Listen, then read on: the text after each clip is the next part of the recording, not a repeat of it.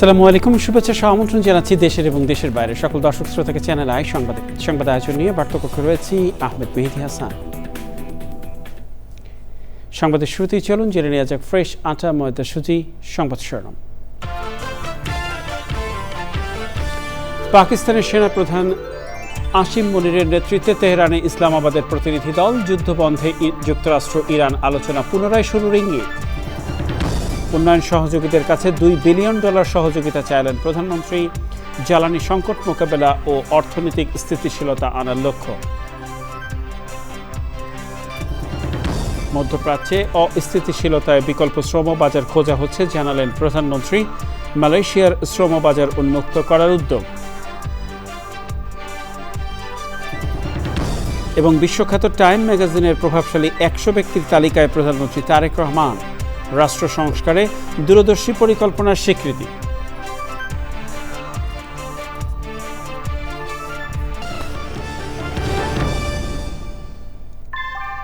ভূমিকম্প সহনীয় most durable দেশের প্রথম থার্মেক্স রড সালাম স্টিল। সালাম স্টিল বোঝে ডিউরেবিলিটি। সালাম স্টিল, মোস্ট ডিউরেবল স্টিল। সংবাদ শিরোনামগুলো জানাচ্ছিলাম প্রিয় দর্শক। এখনকার এই সংবাদ আয়োজন একই সঙ্গে চ্যানেলের ইউটিউব চ্যানেলে এবং চ্যানেলের ওটিটি প্ল্যাটফর্ম আই স্ক্রিনে লাইভ স্ট্রিমিং হচ্ছে। যাওয়া যাক বিস্তারিত সংবাদে। শুরুতেই ইরান যুদ্ধের 47তম দিন।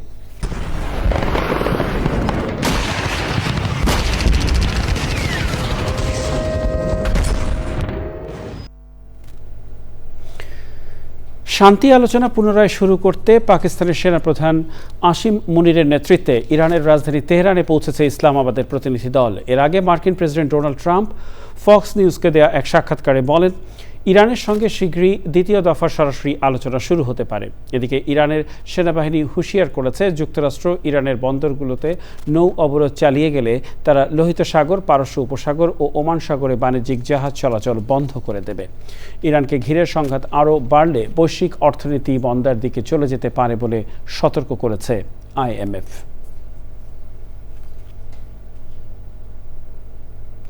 যাওয়া যাক অন্যান্য সংবাদে।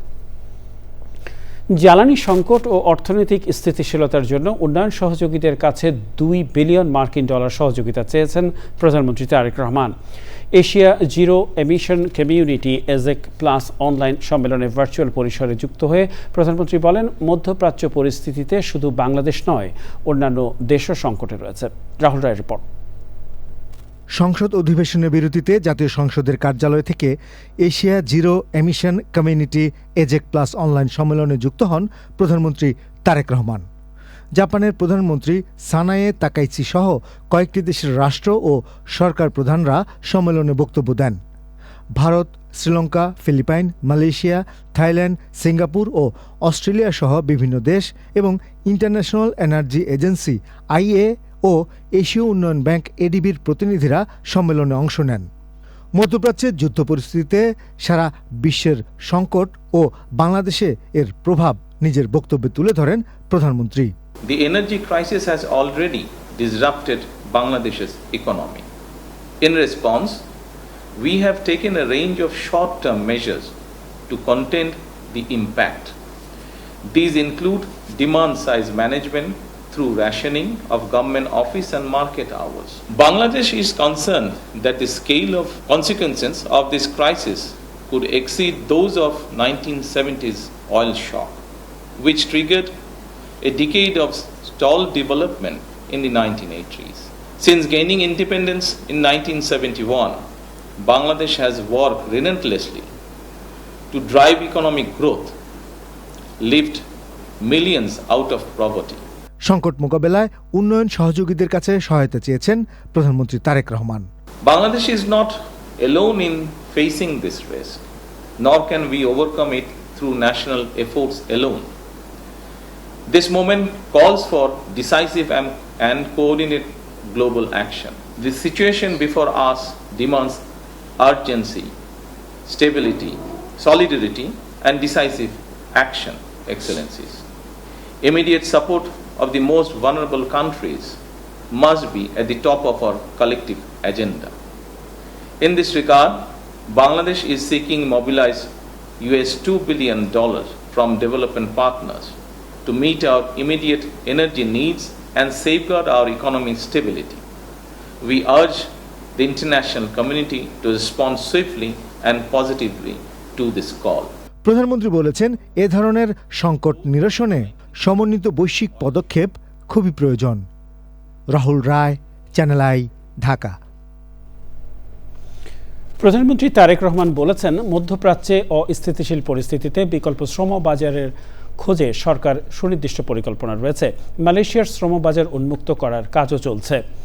দিকে জাতীয় সংসদ অধিবেশনে প্রশ্নোত্তর পর্বে তিনি বলেছেন, 1 জুলাই 5 বছর মেয়াদী 5ম প্রাথমিক শিক্ষা উন্নয়ন কর্মসূচি শুরু হতে যাচ্ছে। প্রতিরক্ষা ব্যবস্থা সুদৃঢ় করতে সশস্ত্র বাহিনীর সক্ষমতা বাড়াতে সরকার বিভিন্ন পরিকল্পনা নিয়েছে বলেও জানান প্রধানমন্ত্রী। চক্রমালিথার রিপোর্ট। 5 দিন বিরতির পর বুধবার সকালে সংসদ অধিবেশন বসলে শুরু হয় প্রশ্নোত্তর পর্ব। হঠাৎ করে পানি বেড়ে যায় বর্ষার সময়, সেটিকে যাতে আমরা ঠিকভাবে সারা দেশে ছড়িয়ে দিতে পারি, সেই জন্য খাল খনন কর্মসূচিটা অত্যন্ত গুরুত্বপূর্ণ। সম্ভাবনাময় সমুদ্র সম্পদ ও দেশের পর্যটন শিল্প নিয়ে সরকারি দলের 2 জন সংসদ সদস্যের প্রশ্নের উত্তর দেন সংসদ নেতা।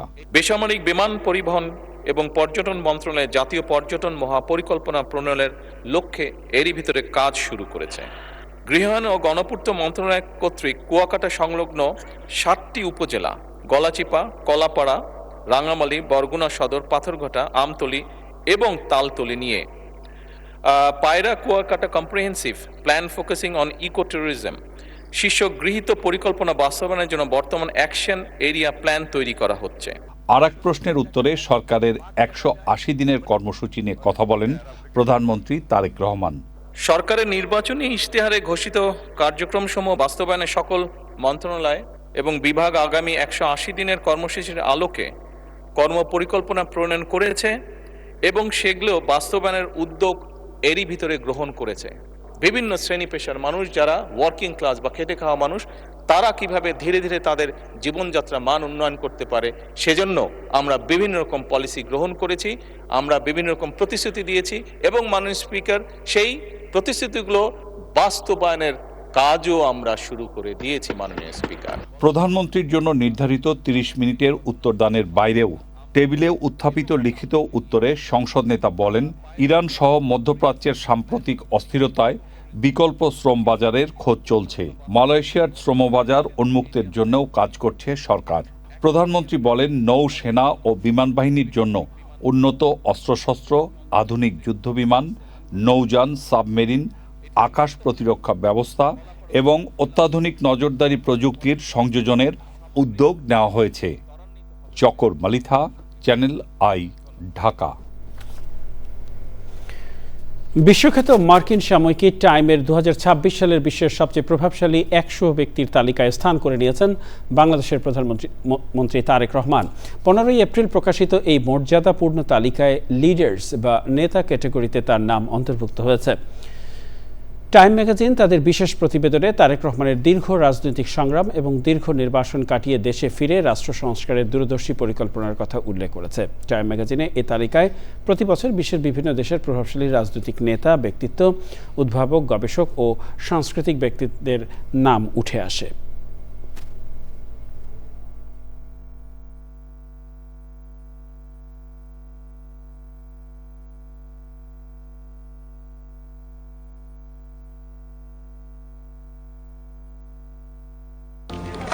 ইঞ্জিনিয়ার সাহেব, বাড়ি ডিজাইন তো হলো, কিন্তু কোন রড দিয়ে বাড়ি বানাবো? অবশ্যই আকিজ ইস্পাত, কারণ ভালো মানের 500W রডের yield strength 500 MPa, tensile strength 625 MPa আর সর্বোচ্চ গুণগত মানের আকিজ ইস্পাতের টেনসাইল স্ট্রেংথ 700 MPa, অর্থাৎ ভালো মানের রডের থেকেও 12% বেশি।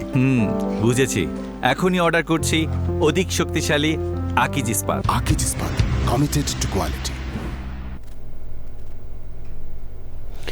জ্বালানি তেল সংগ্রহের জন্য নাভিশ্বাস ক্রেতাদের। তেল সংগ্রহের জন্য ফিলিং স্টেশনের চারপাশে কয়েক কিলোমিটার দীর্ঘ লাইনে ঘন্টার পর ঘন্টা অপেক্ষা এখন নিয়মিত চিত্র। সেই সাথে ভয়াবহ আকার নিয়েছে রাজধানীর যানজট। স্বাভাবিক জীবনযাত্রায় বিঘ্ন করছে বলছেন নগরবাসী। তেল সরবরাহের চেয়ে ব্যবস্থাপনায় বেশি সমস্যার কথা বলছেন পাম্প মালিকরা। মোস্তফা মল্লিকের রিপোর্ট। রাজধানীর ফিলিং স্টেশন ঘিরে এমন দীর্ঘ সারি এখন নিয়মিত চিত্র। অ্যাম্বুলেন্স, জরুরি প্রয়োজন আছে এমন ব্যক্তি বা প্রতিষ্ঠানের গাড়িও অপেক্ষার সারিতে। সকাল 7টা থেকে 8টার মধ্যে তেল সরবরাহ শুরু করার কথা থাকলেও বেলা 11:30টায়ও বন্ধ অনেক পাম্প। কোনো পাম্প দুপুরে তেল দেয়া শুরু করে 1-2 ঘন্টা পরই বন্ধ করে দিচ্ছে। তেল নাই বলতেছে। কয় ঘন্টা দাঁড়ায় আছে? আমি রাত থেকে আসি, রাত 2টা থেকে আসি। দাঁড়ায় থেকে মাঝখানে একজনে কয় আমার লোক মারা গেছে, সিরিয়ালে ঢুকছে। দুর্ভোগের কথা বলছেন গ্রাহকরা। কেউ দেখতেছেন এই যে রোদের ভিতর 4 ঘন্টা 5 ঘন্টা সিরিয়াল থাকে, এরপরও তেল পাই না। এখন এই অভিযোগ কাকে দিব আমরা? 38 বছরের এই অভিজ্ঞতায় আপনি কি কখনো এরকম সংকট দেখেছেন তেল নিয়ে? না, আমি এ পর্যন্ত আমি দেখি নাই জীবনে। এই অবস্থায় তেল সংগ্রহের জন্য রাস্তায় দাঁড়ানোর পরই রং পার্কিংয়ে মামলা দেওয়ার অভিযোগও করেছেন অনেকে। এর মধ্যে আমার গাড়িতে মামলা দেওয়া হয়ে গেছে, ভিডিও মামলা দেওয়া হয়ে গেছে।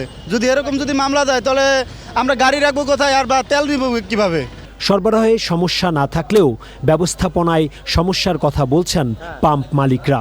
যদি সরকার তেল না দিত গাড়িগুলো রাস্তায় পড়ে যেত না। একটা তো পড়ছে, বড় তো নাই। এখন কি করবে ওনারা জানে। আমরা যতক্ষণ পারি আমরা করব, এরপর যখন দেখবো পারবো না আমরা চাবি চুবা নিয়ে কনসার্ন জেলার প্রশাসনের কাছে দিয়ে দেবো। আপনারা চালান, আমার স্টাফ দিলাম, আপনারা আল্লাহ যেমনি খুশি আমরা চালান। 4:30 বাজে আসছি, রাত্রে এখন বাজে 11:19 বা এখন পেলাম। আনন্দ মানে পুরো 4 রাত থেকে বেশি। দুর্ভোগ কমাতে ফিলিং স্টেশন, গাড়ি ও মোটরসাইকেলকে অনলাইনের আওতায় আনার পরামর্শ দিয়েছেন গাড়ি মালিকরা। যুদ্ধ হচ্ছে ইরানে, আর জ্বালানি তেল সংগ্রহের জন্য যেন অঘোষিত যুদ্ধ চলছে বাংলাদেশের অধিকাংশ পেট্রোল পাম্পগুলোতে। এমনিতেই যানজটে সবসময় নাকাল এই ঢাকা শহর, আর তেল সংগ্রহের জন্য এই যে গাড়ি মোটরসাইকেলের দীর্ঘ লাইন, এতে যেন ভোগান্তি আরও বেড়েছে। প্রতিদিনই নগরবাসী ভাবছেন হয়তো সংকট কেটে যাবে, কিন্তু সংকট তো কাটছেই না, বরং সংকট যেন দিন দিন বাড়ছে। ঢাকার তেজগাঁও থেকে মোস্তফা মল্লিক, চ্যানেল। মতিঝিল শাপলা চত্বরে হেফাজতে ইসলামের সমাবেশে মামলায় আন্তর্জাতিক অপরাধ ট্রাইব্যুনালে চলতি মাসেই তদন্ত প্রতিবেদন জমা দেবে প্রসিকিউশন।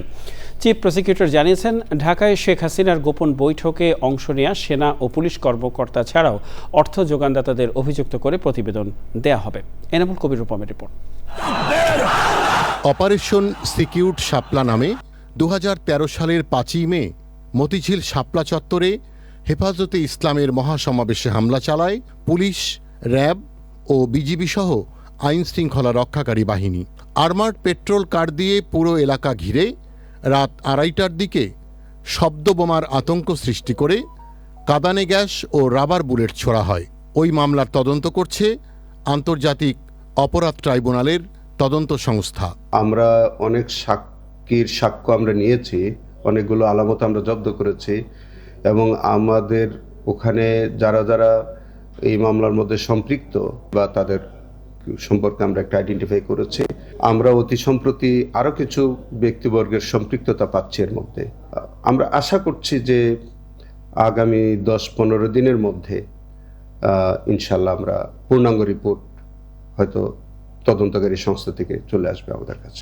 ঢাকায় অন্তত 2টি স্থানে গোপন কর্মপরিকল্পনা বৈঠকে বিনা উস্কানিতে হেফাজতের সমাবেশে হামলা চালানোর সিদ্ধান্ত হয়। ছিল তো গণজাগরণ মঞ্চের একটা মিটিং ছিল, ওখানে এক ধরনের উস্কানিমূলক বক্তব্য ছিল। শেখ হাসিনার নেতৃত্বে একটা মিটিং হয়েছিল, সরাসরি অংশগ্রহণ করেছে, অনেকে ফাইন্যান্স করেছে, ছাত্রলীগ যুবলীগের কর্মীদেরকে অনেকে অর্থ দিয়ে সহযোগিতা করেছে। যারা সেই মিটিংগুলোতে ছিল, গণজাগরণ মঞ্চেও যারা উস্কানিমূলক বক্তব্য ছিল, যারা ফাইন্যান্স করেছে, যারা সরাসরি অংশগ্রহণ করেছে, সবাইকে আমরা নিয়ে আসবো।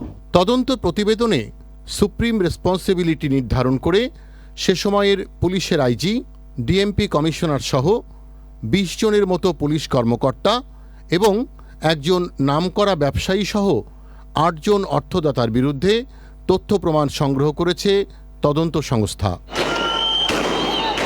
Enamul Kabir Rupam, channel I, Dhaka. প্রিয় দর্শক, সময় হলো কিছুক্ষণের বিরতি নেবার, আর বিরতির পর অন্যান্য সংবাদের সাথে আরো জানিয়ে সংবাদ। রাজধানী ঢাকাকে বাসযোগ্য করে গড়ে তুলতে নগরবাসীর সহায়তা চাইলেন ঢাকা দক্ষিণ সিটি কর্পোরেশনের প্রশাসক আব্দুস সালাম। সকালে রাজধানীতে ঢাকা মেডিকেল কলেজ হাসপাতালের সামনের সড়ক ও ফুটপাত দখলমুক্ত কার্যক্রম উদ্বোধন করে তিনি বলেন, হকার ও রিকশা চালকদের প্রতি মানবিক দৃষ্টিভঙ্গি বজায় রেখে তাদের পুনর্বাসনের পরিকল্পনা নিচ্ছে সরকার। পাশাপাশি হলিডে মার্কেট এবং নৈশকালীন মার্কেট চালুর পরিকল্পনার কথাও জানান তিনি।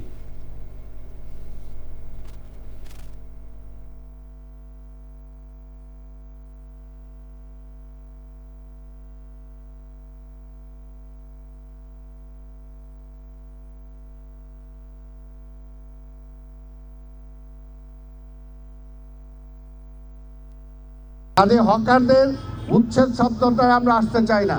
তাদেরকে পুনর্বাসনের জন্য আমরা বিকল্প ব্যবস্থা করব।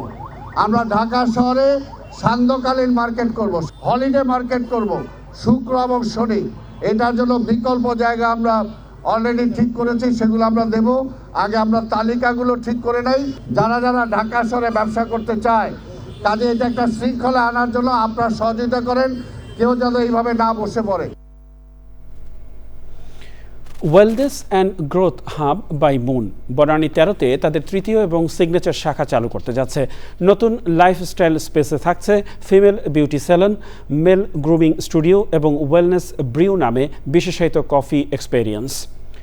ইনফ্লুয়েন্সার ও ব্লগার বুশরা কবিরকে তাদের গ্লোবাল ব্র্যান্ড অ্যাম্বাসেডর হিসেবে ঘোষণা করেছে ওয়েলনেস বাই মুন। বর্তমানে প্রতিষ্ঠানের 3টি শাখা রয়েছে। 2026 সালের মধ্যে আরও 5টি নতুন শাখা চালুর পরিকল্পনার কথাও জানানো হয়েছে।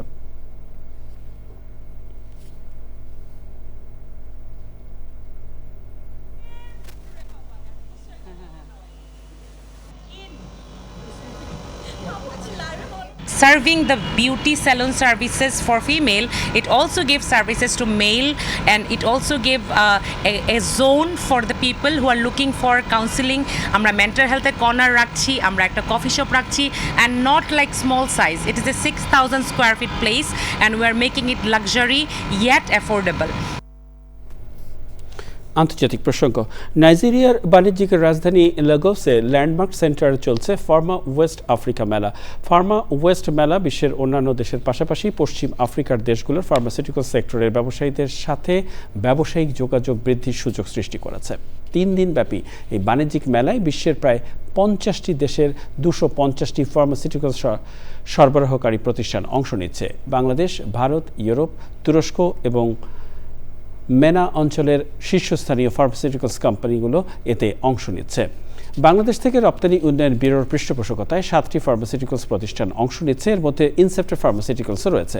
মেলায় বাংলাদেশের ফার্মাসিউটিক্যালস সহ বিভিন্ন ক্ষেত্রে উন্নয়ন এর উপর নির্মিত বিভিন্ন প্রামাণ্যচিত্র প্রদর্শন করা হয়। আয়োজন চলবে 16 এপ্রিল পর্যন্ত। 2 দশক পূর্ণ করল জনপ্রিয় ব্র্যান্ড মোজো। রাজধানীর আকিজ হাউসে বর্ণাঢ্য আয়োজনে উদযাপন করা হয়েছে দেশের 1 নম্বর বেভারেজ ব্র্যান্ডের মোজোর 20তম জন্মদিন।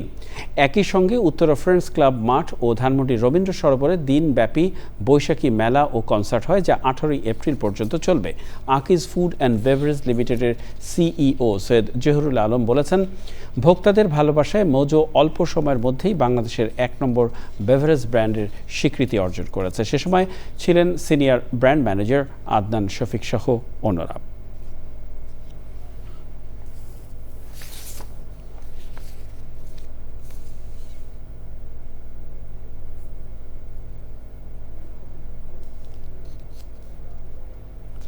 শ্রীলঙ্কায় আটকে পড়া ইরানের 200-র বেশি নাবিক 1 মাসেরও বেশি সময় অবস্থান করার পর দেশে ফিরেছেন শ্রীলঙ্কার উপপ্রতিরক্ষা মন্ত্রী অরুণা জয়সেকারা বিষয়টি নিশ্চিত করেছেন। গত 4 মার্চ ইরানের আইরিশ দেনা যুদ্ধজাহাজে হামলা চালায় যুক্তরাষ্ট্র।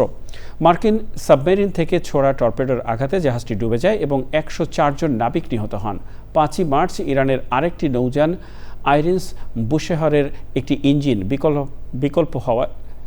বিকল হওয়ায় শ্রীলঙ্কার একটি বন্দর নোঙর করার অনুরোধ জানায়। পরে শ্রীলঙ্কা জাহাজটি নিয়ন্ত্রণ নেয়।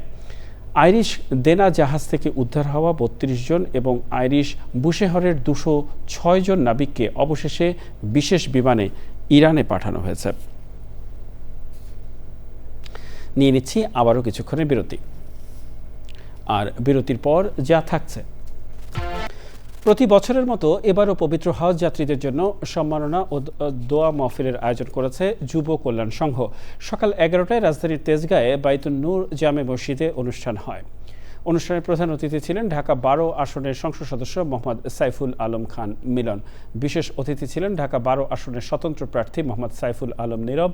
শুভেচ্ছা বক্তব্য রাখেন যুব কল্যাণ সংঘের সদস্য সচিব মোহাম্মদ শফিউদ্দিন শফিক।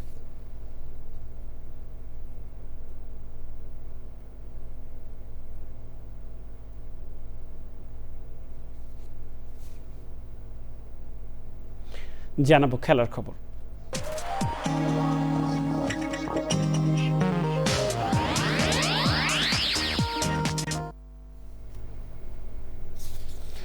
ওয়ানডে সিরিজ সামনে রেখে অনুশীলনে ঘাম ঝরিয়েছেন বাংলাদেশ এবং নিউজিল্যান্ডের ক্রিকেটাররা। কিউইদের বুধবারই ছিল প্রথম অনুশীলন। বাংলাদেশের হেড কোচ ফিল সিমন্স বলেছেন, পরিবর্তন আসলেও মাঠের ক্রিকেটে তিনি নিজের পরিকল্পনা থেকে সরছেন না। তানভীর আহমেদের রিপোর্ট। বৈশাখের গরমে ভরদুপুরে অনুশীলনে হাজির মিরাজ তাসকিনরা। মিরপুরে ঘণ্টা তিনেক অনুশীলনে ঘাম ঝরিয়েছেন টাইগার ক্রিকেটাররা। বোর্ডে পরিবর্তনের পর বাংলাদেশের হেড কোচ ফিল সিমন্সের প্রথম সংবাদ সম্মেলন। 2 বছরের কম সময়ে 3 জন সভাপতি পেয়েছেন তিনি। এইটুকু সময়ে দেখেছেন ক্রিকেট বোর্ডে অস্থিরতা, ক্ষমতা দখলের নানামুখী লড়াই। বিসিবিতে এমন দ্রুত পরিবর্তনে বিস্মিত নন সিমন্স। জীবনে কোনো কিছুই এখন আর আমাকে অবাক করে না। এটা শুধু বাংলাদেশের জন্যই বলছি না, জীবনটাই এমন। আমি এতটাই চড়াই উত্তরায়ের মধ্য দিয়ে গিয়েছি যে আমি জানি প্রতিদিন কত কিছু ঘটে যেতে পারে, তাই আমি কোনো কিছুতেই অবাক হই না। খেলোয়াড়দের উপর ওই ঘটনা কোনো প্রভাব ফেলেনি বলে মনে করেন সিমন্স। খেলোয়াড়রা বরং আগের চেয়েও বেশি পরিশ্রম করছেন। নিউজিল্যান্ড সিরিজের প্রস্তুতির কোনো ঘাটতি নেই। প্রশাসনিক পরিবর্তনের তোলপাড় পাশ কাটিয়ে আমাদের পুরো মনোযোগ এখন কিউদের বিপক্ষে আসন্ন ওয়ানডে সিরিজে। পাকিস্তানের পর নিউজিল্যান্ডের বিপক্ষেও জয়ের ধারাবাহিকতা বজায় রাখতে চাই। শুক্রবার নিউজিল্যান্ডের বিপক্ষে প্রথম ওয়ানডেতে মাঠে নামবে বাংলাদেশ। 3 ম্যাচের এই সিরিজে প্রথম 2টি ম্যাচ হবে মিরপুরের হোম অফ ক্রিকেটে। তৃতীয় ও শেষ ম্যাচটি চট্টগ্রামে। 3টি ম্যাচই শুরু হবে সকাল 11টায়। Tanvir Ahmed, channel I, Dhaka. প্রিয় দর্শক, সংবাদের শেষ প্রান্তে আমরা চলুন আরও একবার জেনে নেওয়া যাক যা ছিল এখনকার ফ্রেশ আটা ময়দা সুজি সংবাদ শিরোনামে। পাকিস্তানের সেনাপ্রধান আসিম মনিরের নেতৃত্বে তেহরানে ইসলামাবাদের প্রতিনিধি দল। যুদ্ধ বন্ধে যুক্তরাষ্ট্র ইরান আলোচনায় পুনরায় শুরুর ইঙ্গিত। উন্নয়ন সহযোগীদের কাছে $2 বিলিয়ন সহযোগিতা চাইলেন প্রধানমন্ত্রী। জ্বালানি সংকট মোকাবেলা ও অর্থনৈতিক স্থিতিশীলতা আনার লক্ষ্য। মধ্যপ্রাচ্যে অস্থিতিশীলতার বিকল্প শ্রম বাজার খোঁজা হচ্ছে জানালেন প্রধানমন্ত্রী। মালয়েশিয়ার শ্রম বাজার উন্মুক্ত করার উদ্যোগ। এবং বিশ্বখ্যাত টাইম ম্যাগাজিনের প্রভাবশালী 100 ব্যক্তির তালিকায় প্রধানমন্ত্রী তারেক রহমান। রাষ্ট্র সংস্কারে দূরদর্শী পরিকল্পনার স্বীকৃতি।